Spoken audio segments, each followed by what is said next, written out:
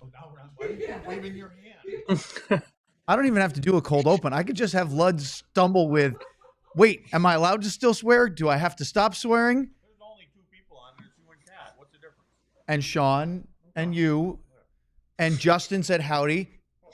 I guess we should start the show on a Friday. Get ready, boys.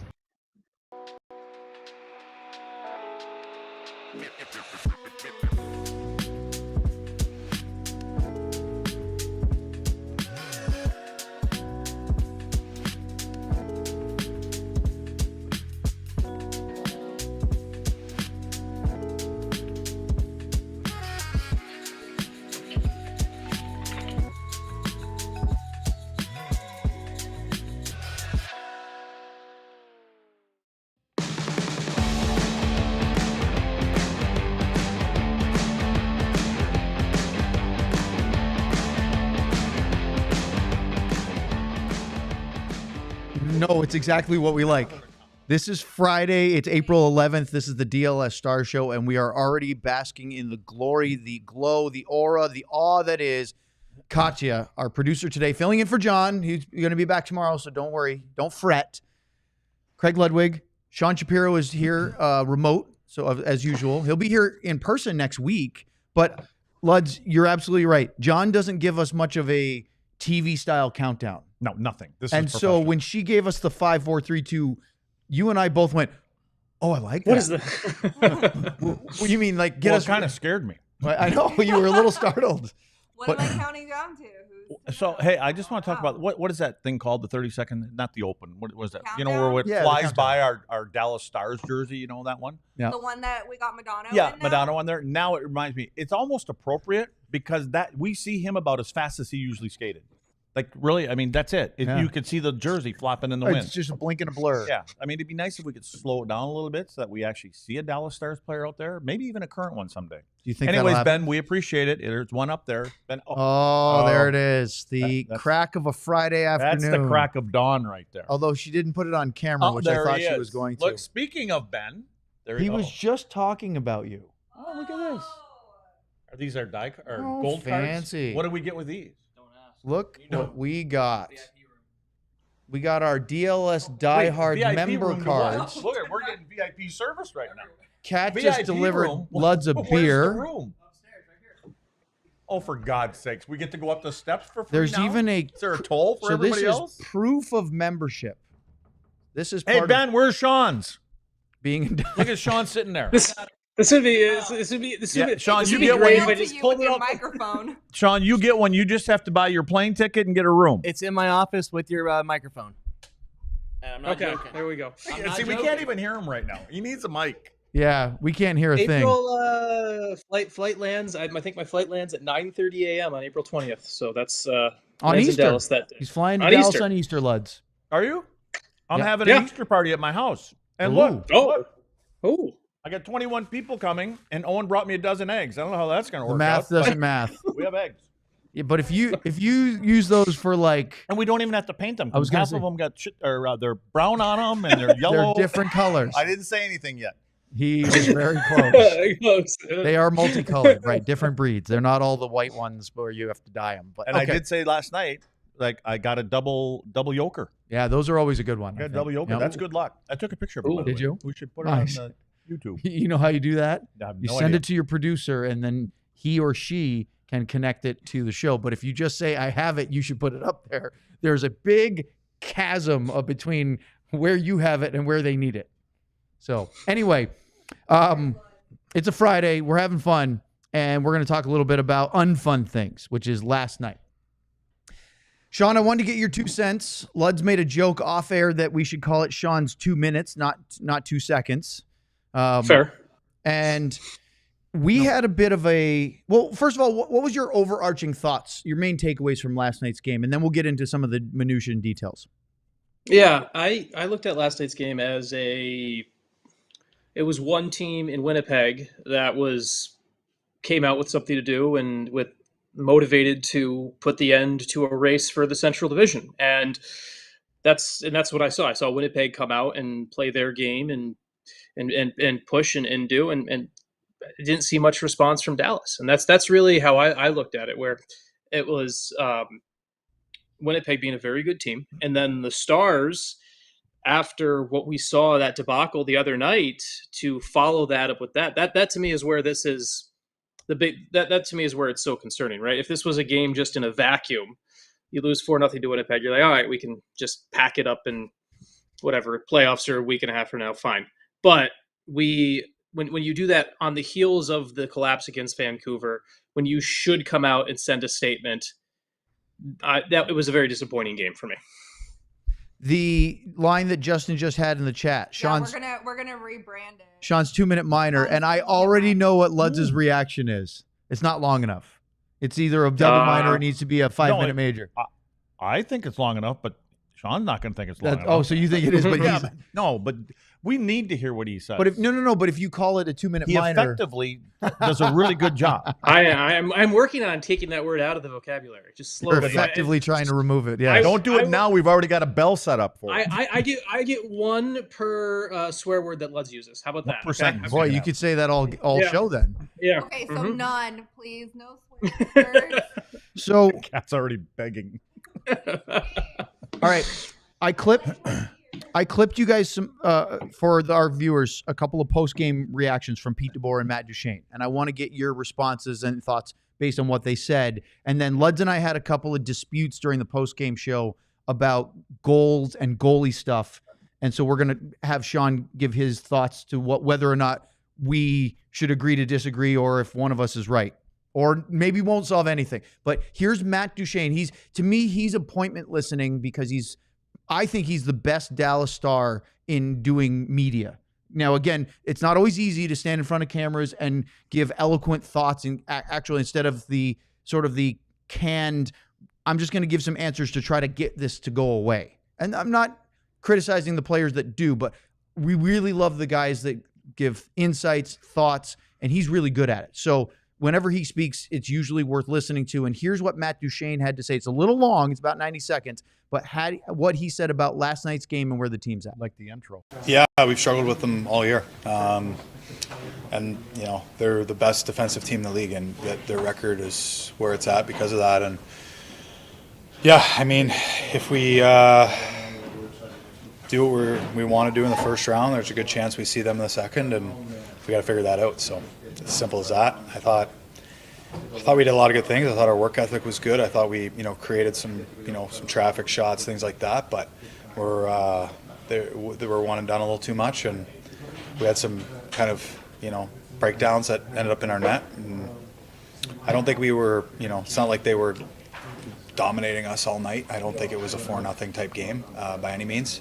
Felt probably more like a 2-1 either side, but at the end of the day, we went through the same thing with Vegas last year. I mean, they had our number in the regular season, and we couldn't score on them, and we got them in playoffs and won. So I think the last two games are steps in the right direction of where we want to get to. As bad as as funny as it sounds, obviously I have a meltdown 1 minute left. I think you take that 1 minute out, I think it was a pretty damn good game last game, and then tonight, I don't think it's as bad of a game as 4-0, but it's we got to find ways to get wins, and we have 3 left here to get ready, and we're gonna have a tough test in round 1. Obviously, our division's the best division in the league, and there's no easy one first round. Do you think about it from the players' reaction, the very grounded nature that Matt Duchene always seems to have? Yeah, he puts things. There's a positive spin on it, and I don't think this is any time of the year to be negative. And if maybe you should have been negative, 2 months ago. But I'm waiting to hear one thing, and I know you've got something from somebody else. I've got another clip from DeBoer. So anyways, I'm not going to bring it up until I hear whatever Pete had to say. But yeah, I mean, again, I think Matt comes out from he knows how to work media, and I don't mean work. I don't mean you're not manipulating. No, he's not manipulating. Just how he deals with it. It's how he answers the question. He tries to be. He does a good job at being positive and picking the parts out, and we got to be a little bit better and things like that. We got to find ways to do this and that. I don't have a problem with any, but at some point, somebody has to get pissed off and they have to say, we have to do this. But then I will say, I don't know what happens in the room when those 20 guys are in Right. there. Maybe somebody's standing up and maybe somebody's yelling and screaming that, but I don't know that. So it's not fair to comment on this kind of stuff because I don't know. But I think when you say it, I say this all the time. When coaches say something about players publicly, it hits you harder versus doing a one-on-one. Because I can say whatever I want to my teammates when I come out of that office. Oh yeah, he wants me to do this. Right. Really, he just ripped me a new one. And you can come out, and in our day we'd come out, oh Jesus, I just got ripped. And here's what he said. And because we were very open, that's what it is. So I just think that when somebody comes out, and leaders like this, if they come out and say, again, let's hear Pete. Okay. I'm not gonna. So here's what Pete said after the game. I thought the first period was pretty evenly played. I really liked our second period, but you're coming out of it down 2-0. So, I thought they were opportunistic through the first 40 minutes. And then in the third, that's what they do really well is, when you try and open it up to get yourself back in a game when you're behind, turn the puck over, they thrive off that. So, and we fell into that trap a little bit in the third, but,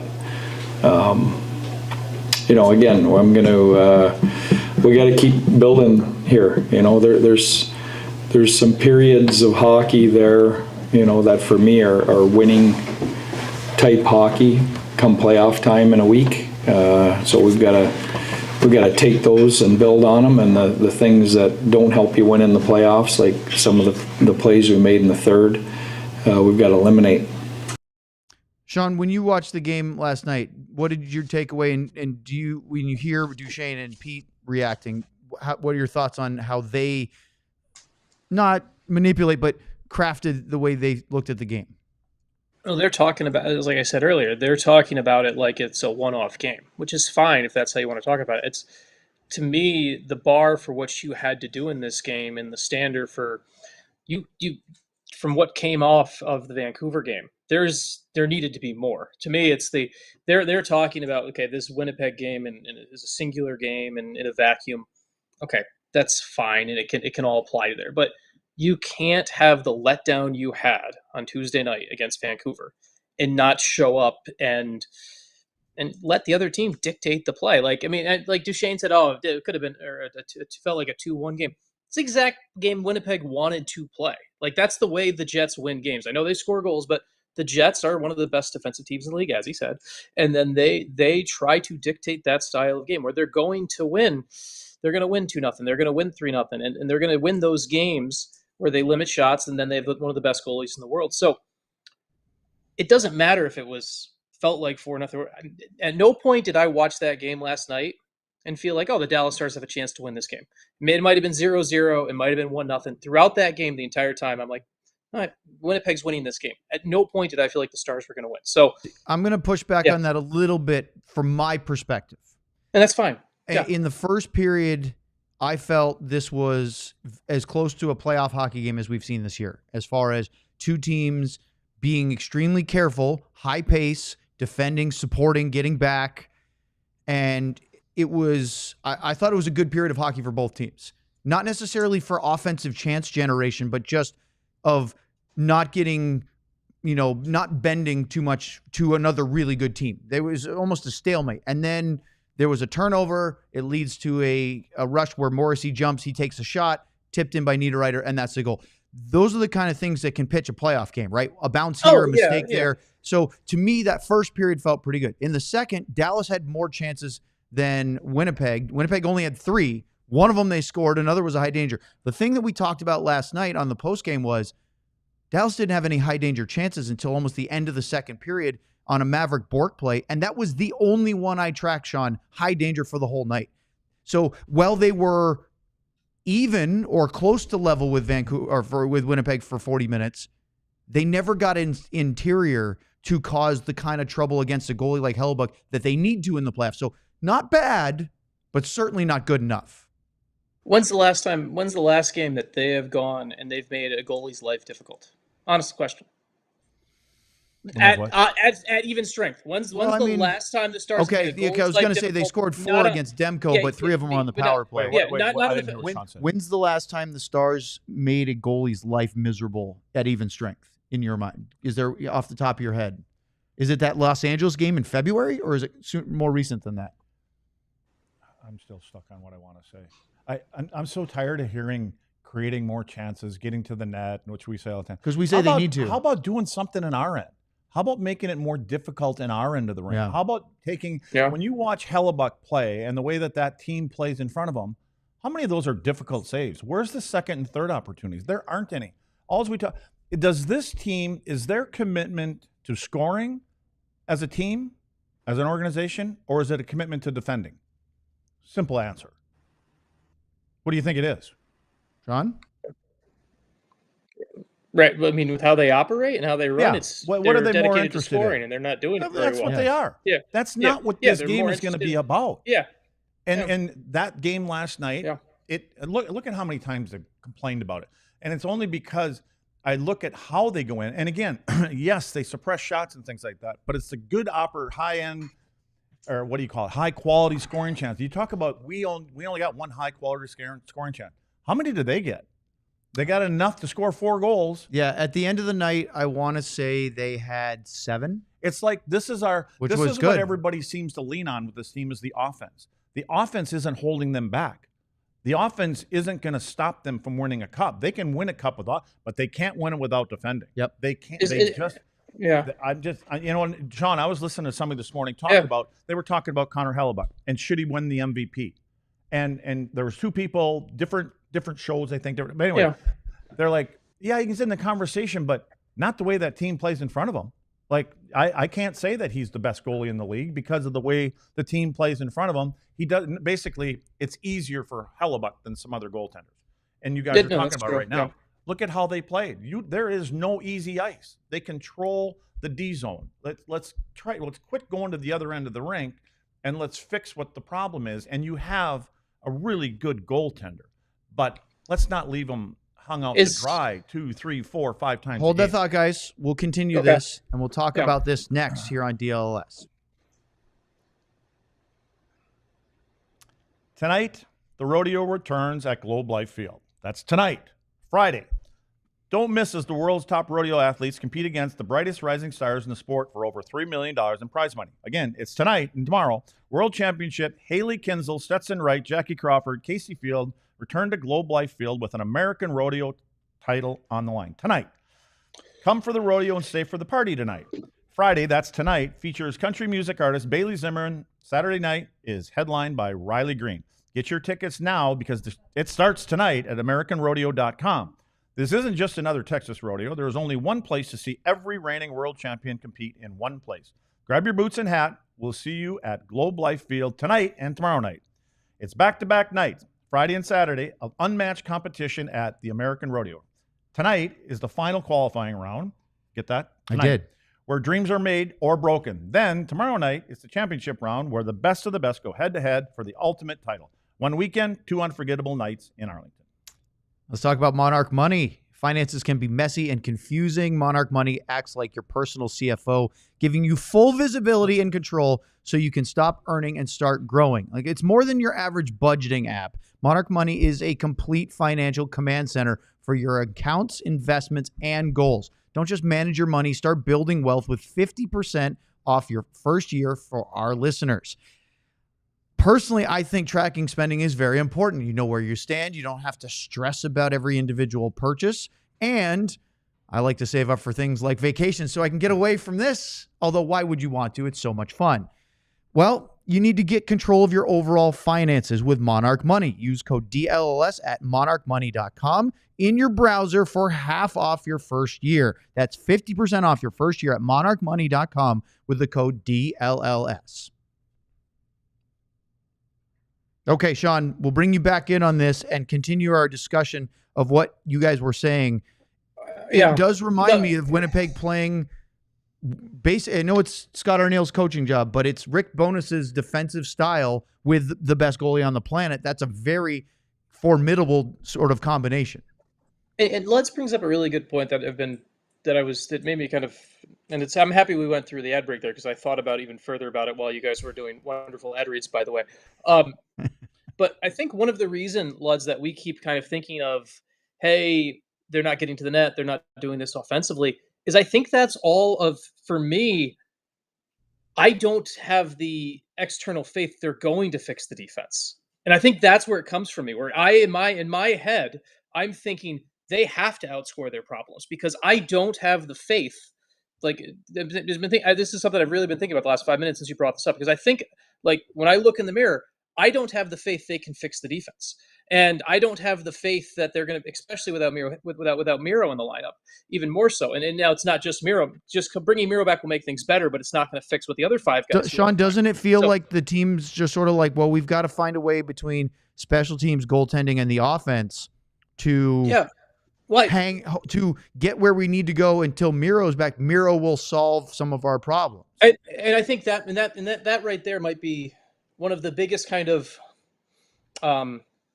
flaws for this coaching staff when we look back and when we do the full breakdown of this season might be.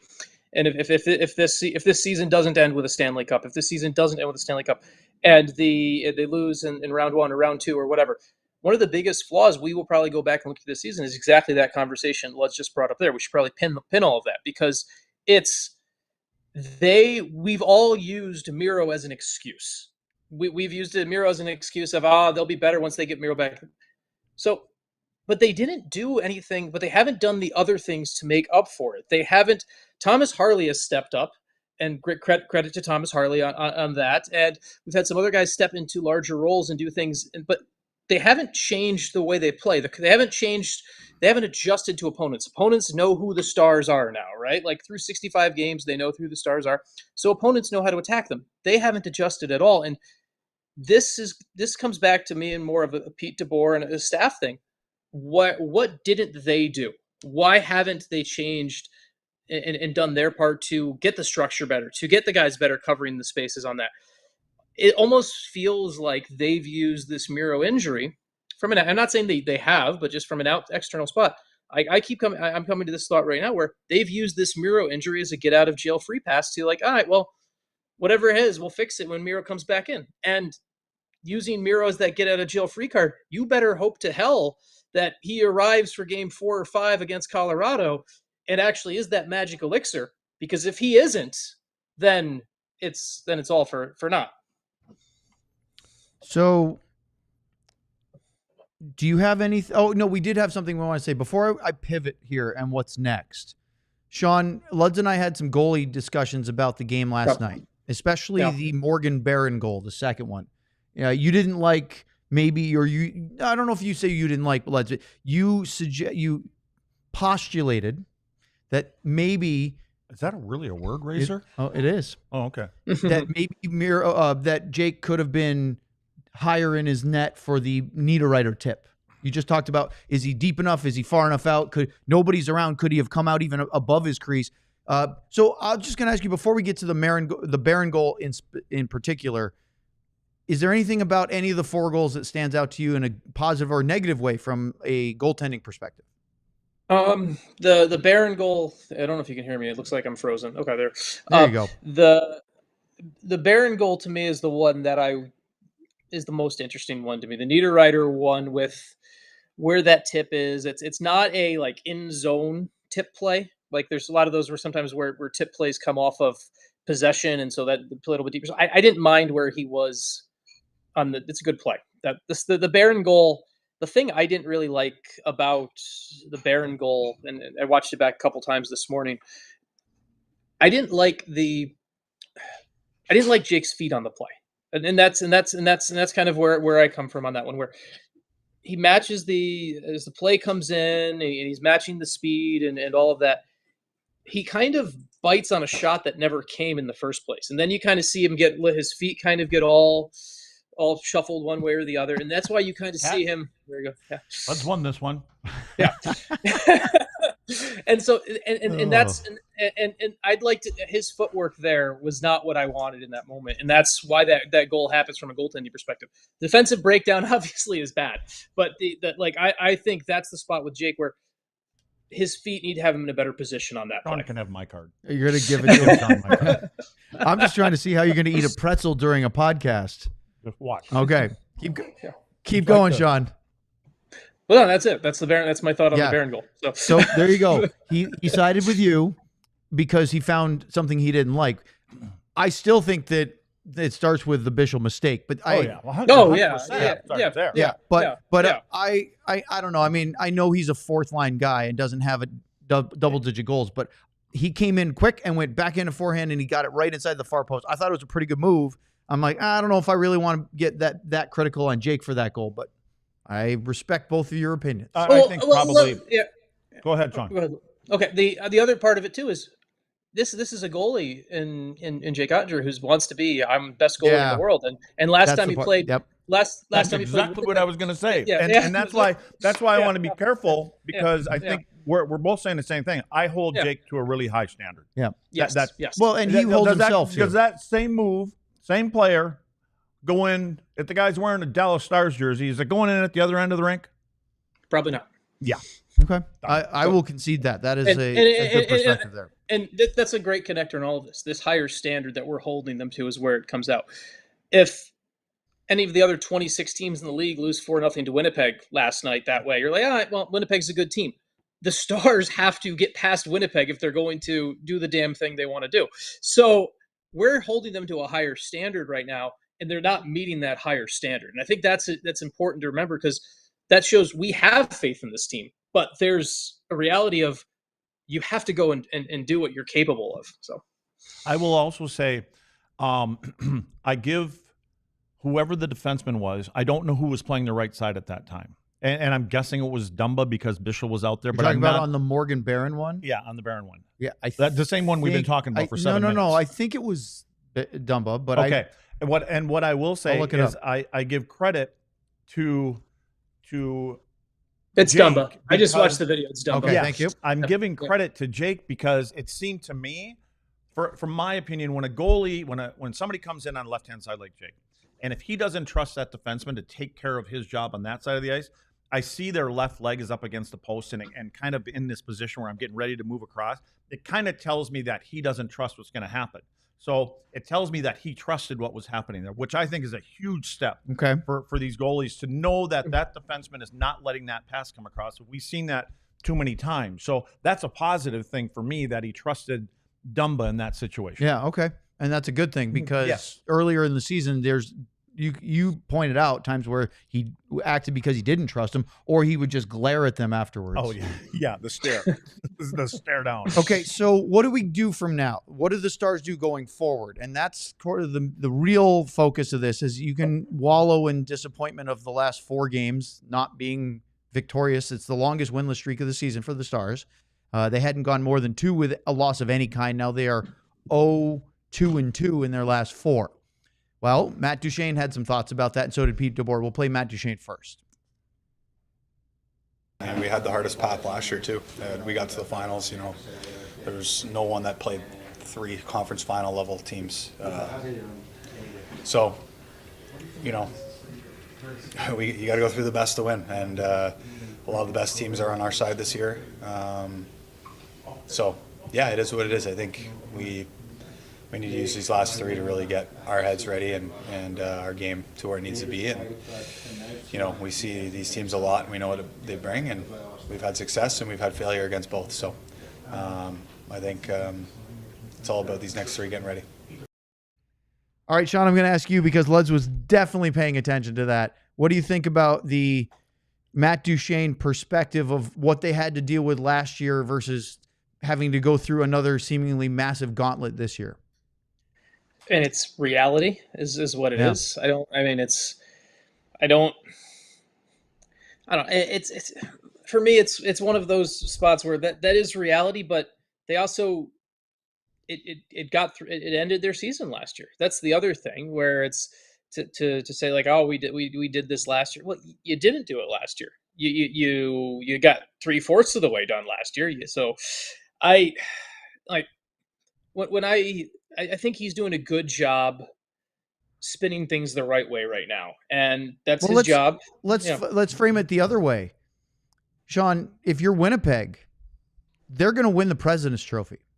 Yeah, they're going to have to play Minnesota or St. Louis. So either a team that just got back their superstar in Kirill Kaprizov, or a team that has been the hottest in the NHL over the last 2 months.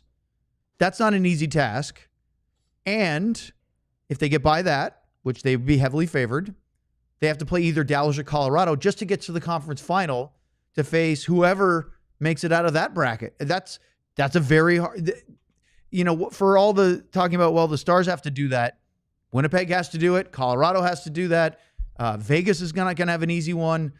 I don't know if the East really has an easier path. Like the Panthers are probably going to be the number 3 seed. So you got the defending Stanley Cup champs traveling to Tampa, most likely, right? I mean, we'll get into some of that later, but it's not easy. Well, Pete had an interesting comment at the end of his post-game presser last night that I clipped because he takes an interesting slant on what's next.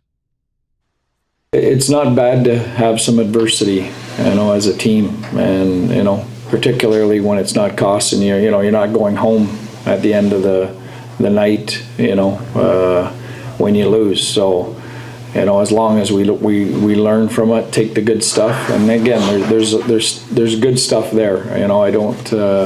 I want to make sure our group understands that I don't think we're very far off having a really good playoff team game.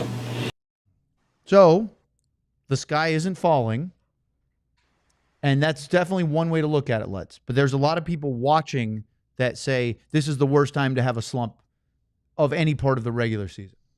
Yeah, I mean, it's hard to argue with that. I mean, you want to be playing your best heading into the playoffs. But, I just want to go back to what you said about Winnipeg. The way Winnipeg plays, they don't care who they play. Yeah. They don't. They play the right way. They play the right, and I'm talking about at both ends of the rink.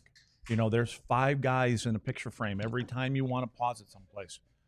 See, and that's not me. Did you hear that little crack? Oh, I couldn't miss it. See, when somebody makes that kind of crap, they're crack. That's John would clip that, by the way. Yes, he might. He still might.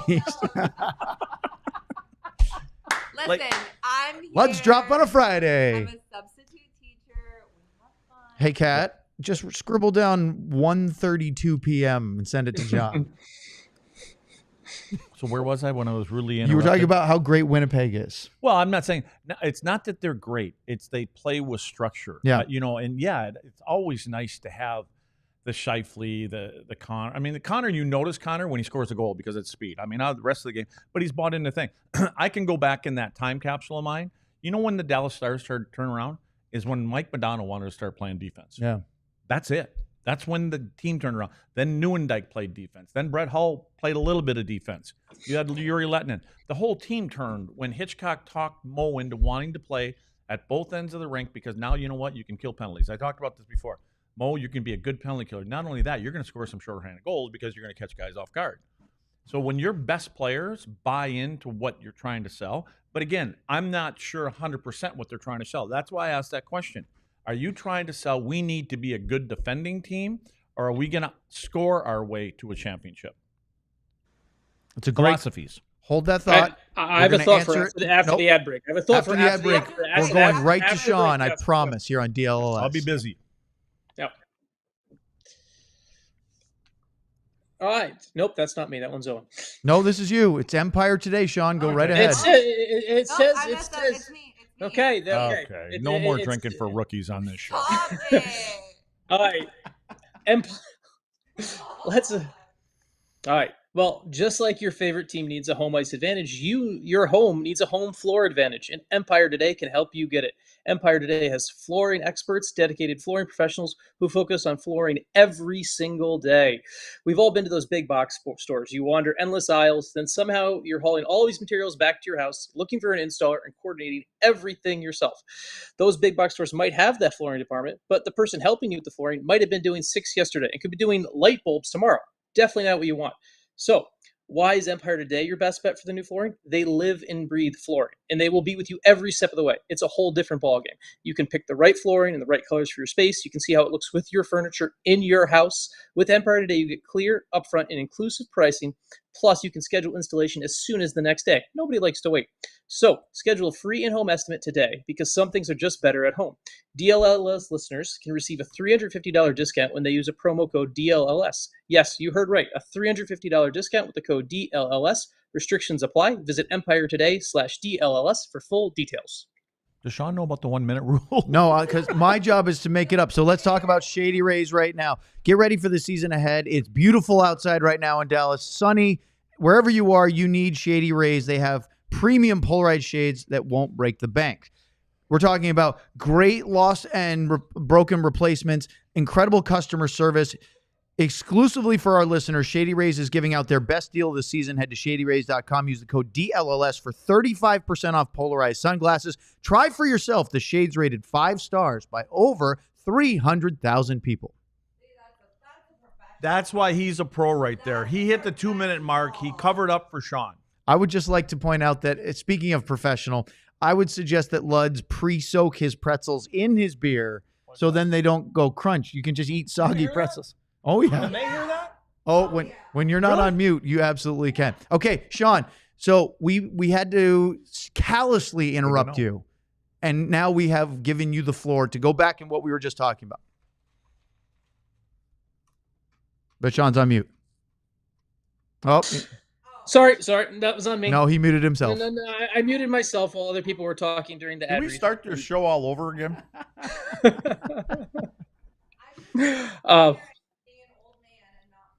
Oh, boy. Clarence being an old man and not knowing how to. Your microphone is way too far away. You need to get that up there so you can let everybody know. Oh, I know. I have a question for that Luds might be able to better answer than Owen and I here. So we talk about Pete DeBoer, and Pete's a trained lawyer, and he speaks like a lawyer, and that's what he does with us publicly. Luds said, what are they trying to handle? Do you think there's ever any issue where players might hear from Pete and just be like, I don't know what he's actually trying to say? Like, I'm curious if your thought of that. That's why, Sean, I say, because you know, and you've covered Hitchcock enough. Yeah. Hitch could come off so great with the media. Media loved him. He gave him that stuff. But he picked his spots to throw us under the bus. He knew when it was time. He threw enough. There was enough rose petals laying around for 3, 4, 5 games. And you know what he used to say, and then more I got into the other side of it, it became so true, is that generally it's really easy to get your point across and to work on things and correct things when teams are losing, right? Like, because they want to fix them.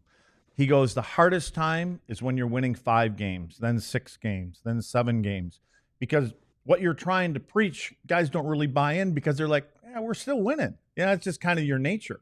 So it was always harder. And again, I kind of fall back on some of that stuff because this team has been winning hockey games, right? And sometimes we get done with the end of shows and we're like, Jesus, they didn't play great, but they won. You know, they got the goaltend. 7-game winning streak was like that. All the time we talk about they won, but the goaltending was great. We've been saying that for too long. The team, and that's why sometimes and again, that's why I always kind of preface or kind of end it with, I don't know what goes on behind, the podium kind of stuff. I don't know. And you're right, he does.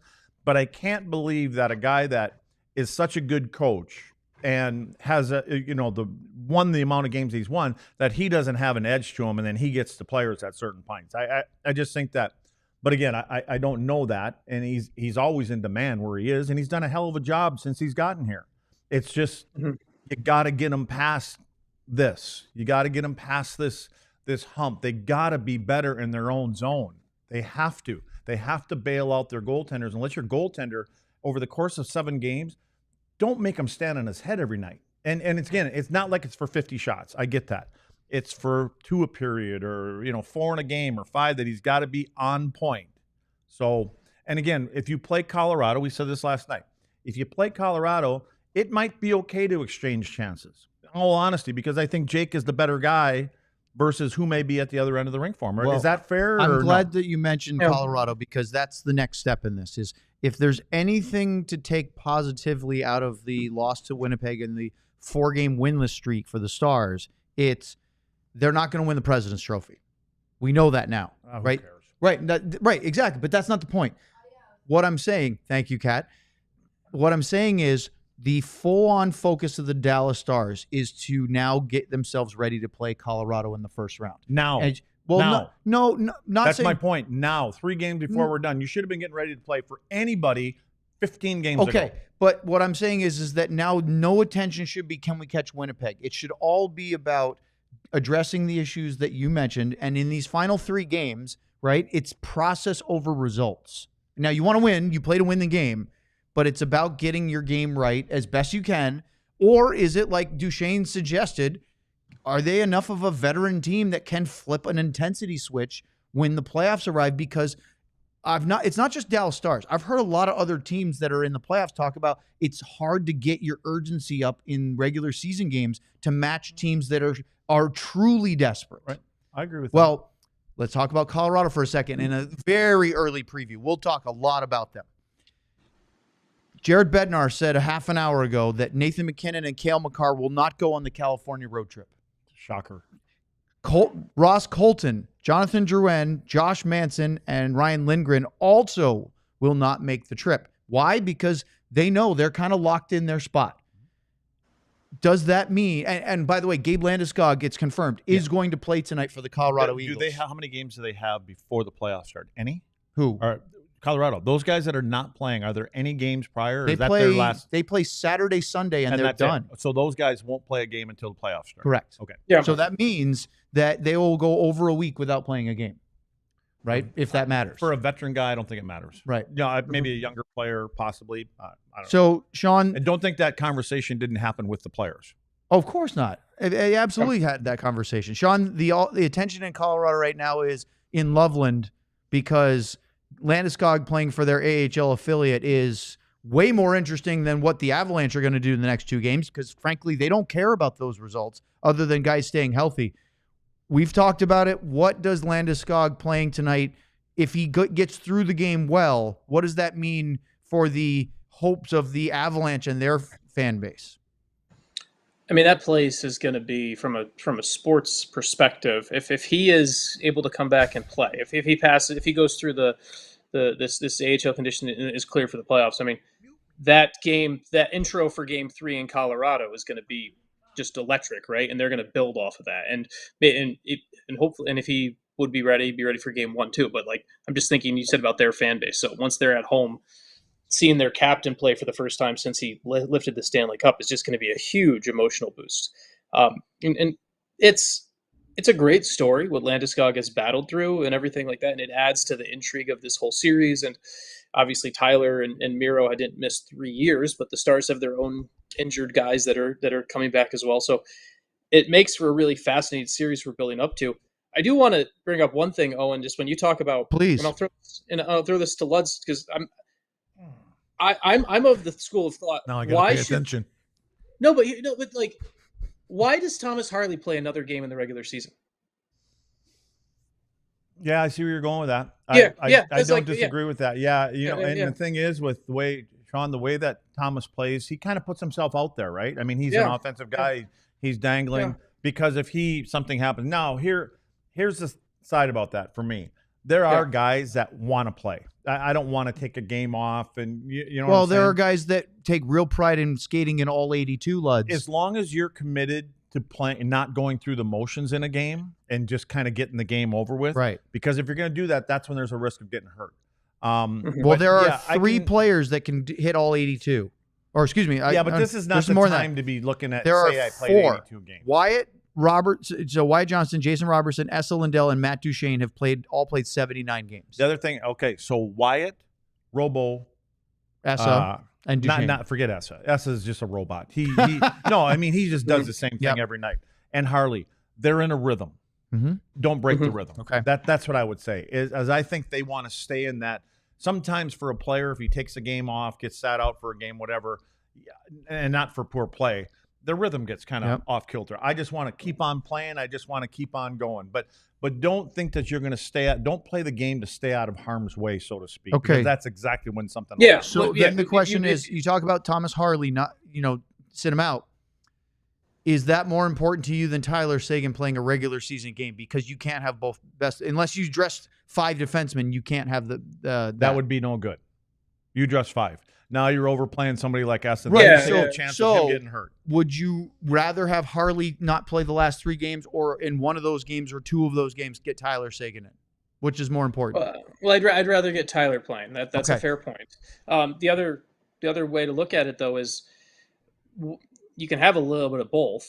Why, do you want Thomas Harley playing if say you're going to activate Tyler for the Monday game, and he's going to play Monday and Wednesday. You should probably sit Thomas tomorrow night. I mean, it's just like you're looking at the. I know this is all on the fringes and everything like that, but to me, it's you want to keep him in the rhythm at the same time. You want to keep him healthy, and one less game of playing is one less chance of disaster. And I think with how much this defense needs Thomas Harley right now, I would do my best to limit him and to do that, just because I want to avoid that. And I understand where Lud's is saying from the player perspective to keep him playing and don't take away his rhythm, but this team is already not fixed the problem that happened when Miro left, and I just don't want them to put themselves in a spot where they go even further on that. See, as I continue my anal rant, I think by sitting a guy out, a key guy like that doesn't help the process of fixing of how we need to be in game one of the playoffs. That's a great point. If they were playing like Winnipeg right now, you could sit a couple guys. That's totally different. But I just don't. I take one of my key pieces out, and we're trying, like as you say, you're trying to get your game back in order. So I view this last 3 games like I do the end of preseason, in the sense that during they may cut this back in the future, but right now it's 6 or 7 preseason games.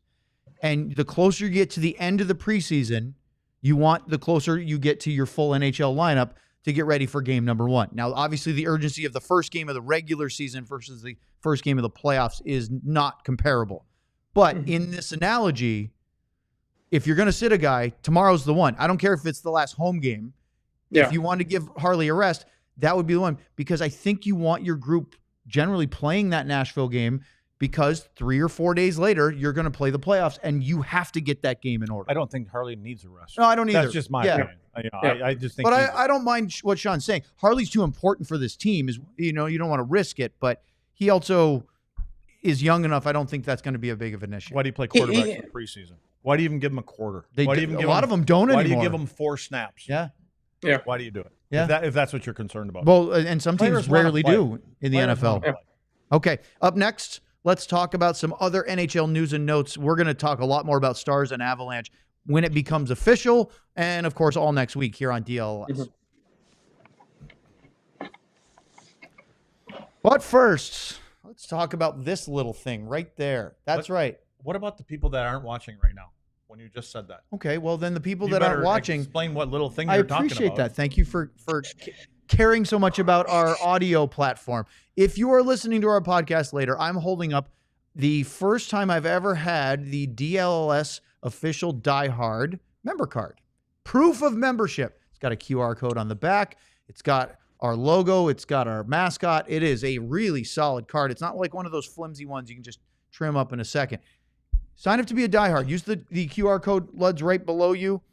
Down, a little to the other side, your other right. There it is. Again, there you go. There you go. He's talking about. I got you. He's pointing at the QR code. That takes you to our website, alldls.com, and you can go right to the diehard launch platform page, sign up, and get a bevy of options, including this fun little membership card. You can pick out a T-shirt like this one. Sorry, everybody from Mavericks Land. It's brand new for me. It's on sale right now, and we all know why. It's number 77.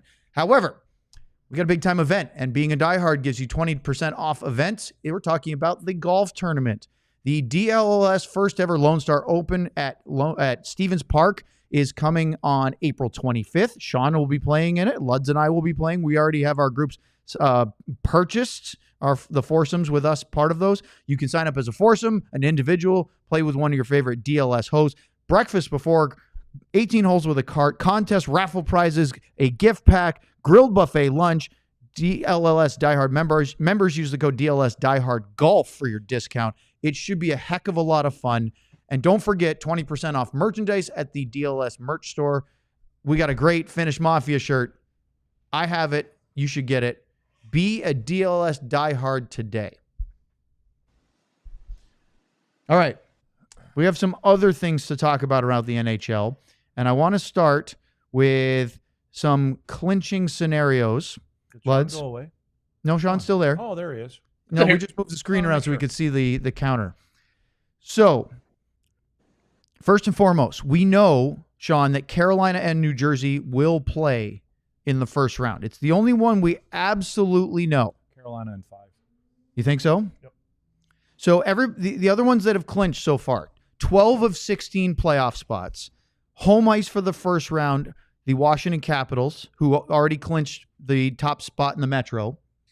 The Jets, who still could be caught by the Stars, but we're going to forget about that. The Golden Knights will not finish below number 2, so they're home ice for the first. Carolina will be the home team against New Jersey, and then the Stars have clinched home ice. Luds, your Montreal Canadiens can clinch a playoff berth if they beat the Ottawa Senators in regulation tonight. That's a big deal for them, isn't it? Oh, it's a big deal for that city, for that market. How do you say his name? Demidov? Demidov. Yeah. Over 2,000 people showed up at the airport. Of course they when did. He flew in to Toronto. Not Toronto. even into Montreal. Montreal fans, are over 2,000 people at the airport in Toronto when he landed with signs because they're playing there tonight. Is that right? They play. Yes. Do they play tonight in Toronto? Yeah. That's the city's nuts. I mean, it's been 7 years. They play in Ottawa tonight. Ottawa.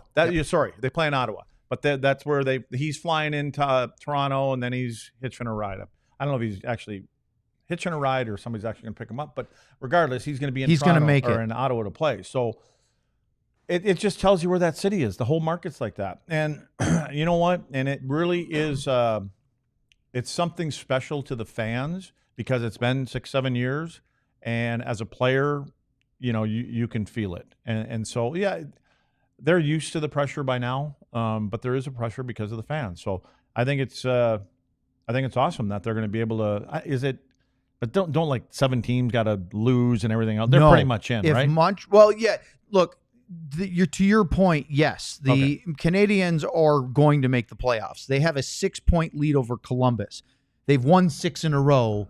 This burst for Montreal is exactly what they needed to separate themselves from those 4 teams, Columbus, the Rangers, the Red Wings, and the Islanders, that were all hovering around the 80-point mark. But, Sean, on the other side, the Minnesota Wild can clinch a playoff berth if they beat the Calgary Flames in any fashion tonight. And that's a big deal for 2 reasons. One, the Flames still think they can get there. They have a game in hand. So this is the head-to-head with Minnesota and Calgary. But also, boy, the Wild looking like they were going to fall out now back in front of St. Louis for the wild card. It's basically playing Vegas versus playing Winnipeg. I don't know if you have a preference there. I think everybody would probably say Vegas.